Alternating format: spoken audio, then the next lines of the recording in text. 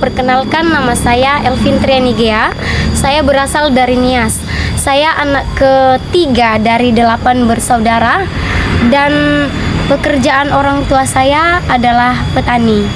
Nah, saya akan bercerita sedikit tentang bagaimana pengenalan saya akan Tuhan Yesus Kristus. Awalnya saya tidak ada keinginan sama sekali untuk menjadi seorang hamba Tuhan. Karena apa? Karena pada dasarnya saya tidak mengerti siapa itu Tuhan dan apa itu seorang hamba Tuhan. Nah, apalagi karena saya dari Nias, berasal dari gereja suku, dan saya beribadah pun hanya sekedar beribadah begitu saja. Awalnya saya berasal dari gereja suku, yaitu BNKP, dan di situ pada saat setiap beribadah, saya hanya sekedar beribadah begitu saja tanpa ada pengenalan lebih dalam tentang Tuhan Yesus. Saya memang dulu rajin sekolah minggu, tetapi pada saat saya sudah mulai besar, saya agak malas ke gereja. Jadi pengenalan saya akan Tuhan Yesus itu sangat kurang sekali. Tetapi pada saat saya ada di tempat ini, maka disinilah saya bisa mengenal lebih dalam tentang siapa itu Tuhan Yesus dan bagaimana menjadi seorang hamba Tuhan itu seperti apa. Nah, dulunya saya tidak berkeinginan untuk menjadi hamba Tuhan ya, karena bagi saya menjadi seorang hamba Tuhan itu adalah sesuatu hal yang sulit. Apalagi pada saat saya melihat pendeta-pendeta itu sangat kalau dibilang di dalam keuangan mereka itu sangat miris ya kalau dibilang, karena bisa dibilang hamba Tuhan itu nggak ada uangnya dan sakit begitu. Sebelum saya mengenal Tuhan, dulu saya memang bisa dibilang adalah anak rumahan ya. Saya memang tidak ikut dalam pergaulan-pergaulan bebas seperti kesaksian-kesaksian teman-teman saya yang ada di tempat ini, yang dulunya mereka memiliki background yang bisa dibilang buruk, terjun ke dunia bebas, seks dan lain sebagainya. Dulunya saya memang anak rumahan dan pengenalan akan Tuhan itu memang kurang. Karena apa? Karena sudah saya katakan dari awal tadi bahwa saya berasal dari gereja suku. Jadi pengenalan akan Tuhan itu sangat kurang sekali. Tetapi tatkala saya dipanggil untuk ke tempat ini, maka di tempat inilah saya mulai mengenal siapa itu Tuhan ya. Awalnya saya tidak ingin pergi ke tempat ini, tidak ingin menjadi seorang hamba Tuhan, tetapi karena saya adalah pribadi yang tidak suka yang namanya pengangguran, saya orangnya lebih suka tetap sekolah, maka pada saat om saya dan tante saya beserta kakak saya menawarkan kepada saya untuk datang ke tempat ini untuk melanjutkan studi saya, maka ketika saya berpikir-pikir daripada saya harus diam di rumah tidak ngapa-ngapain, maka saya datang aja ke tempat ini. Awalnya saya nggak punya tujuan ya untuk ke tempat ini, seperti apa dan bagaimana. Tetapi hari demi hari waktu terus berganti. Di tempat ini saya diproses. Saya mengalami banyak hal, proses yang begitu menyakitkan, yang awalnya saya tidak pernah melakukan ini itu, saya tidak bisa apa-apa.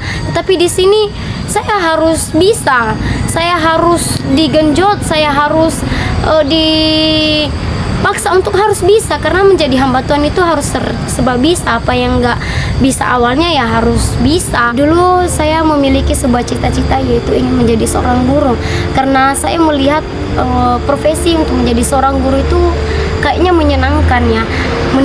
Bagaimana guru itu mengajar, mendidik anak-anak, dan saya sangat senang dengan hal itu.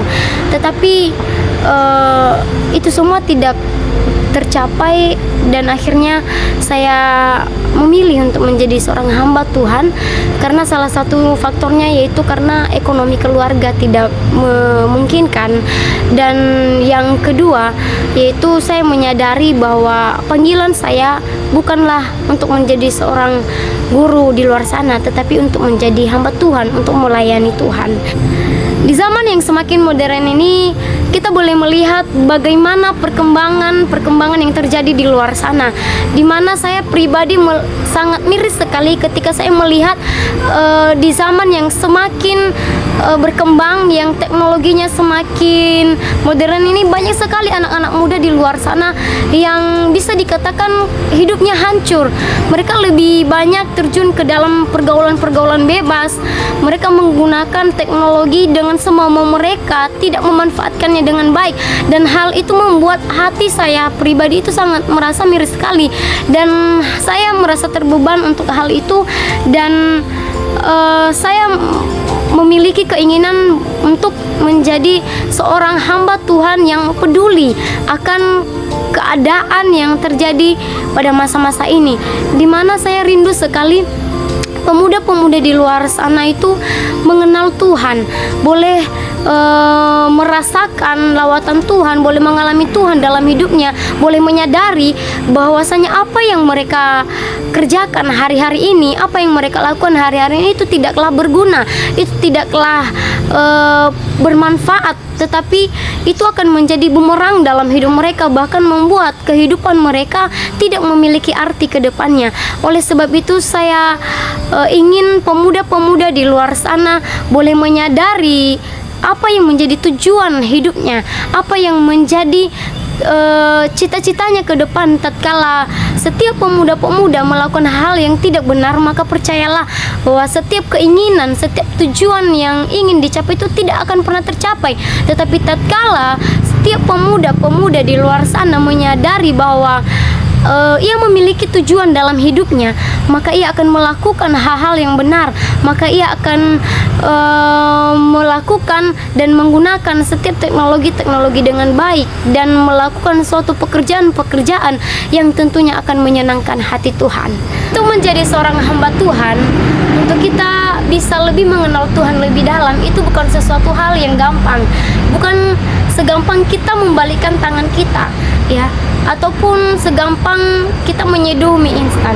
Tetapi ada banyak proses yang harus dilalui, ada banyak hal yang harus dialami untuk kita lebih semakin lagi mengenal Tuhan. Bahkan di saat saya berada di tempat ini, ada begitu banyak sekali masalah yang saya hadapi, baik itu dari awalnya yang saya orangnya memiliki kepribadian yang manja, yang tidak bisa apa-apa, dan saya harus menghadapi cibiran-cibiran dari orang, harus dimarah-marahi, dan begitu banyak masalah yang harus hadapi yang awalnya atau yang dulunya saya tidak pernah alami. Tetapi di tempat ini ada begitu banyak masalah yang benar-benar membuat saya menguji bagaimana batas kedewasaan saya, bagaimana batas kesabaran saya, bagaimana saya harus menjadi pribadi yang semakin dewasa lagi untuk menghadapi segala sesuatunya, untuk menghadapi kenyataan hidup menjadi seorang hamba Tuhan, ya. Dan ketika saya berada dalam satu titik terendah dalam hidup saya, tatkala saya berada dalam satu masalah yang membuat saya benar-benar hancur, membuat hati ini benar-benar sakit, bahkan rasa-rasanya saya ingin pulang dulunya, yang rasa-rasanya saya nggak mampu lagi untuk melanjutkan studi di tempat ini. Ketika saya merenungkan, saya merasa bahwa saya seperti orang yang bodoh, ya. Saya seperti orang yang bodoh yang tidak mengerti apa maksud Tuhan dalam hidup saya, yang tidak mengerti sama sekali apa sih tujuan Tuhan memanggil saya ke tempat ini.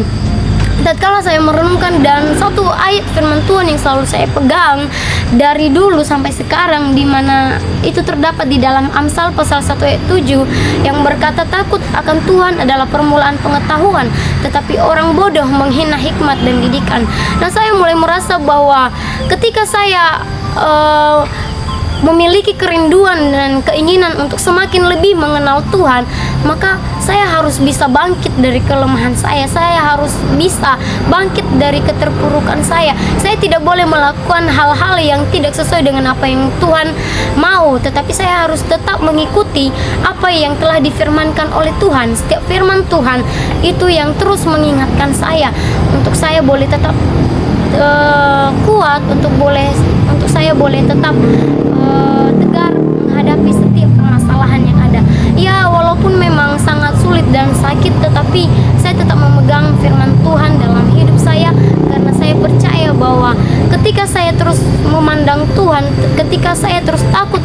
Tuhan, hidup takut akan Tuhan, maka Tuhan akan memampukan saya. Tuhan akan menguatkan saya untuk menghadapi setiap masalah-masalah yang saya hadapi dan yang saya jalani untuk menjadi seorang hamba Tuhan.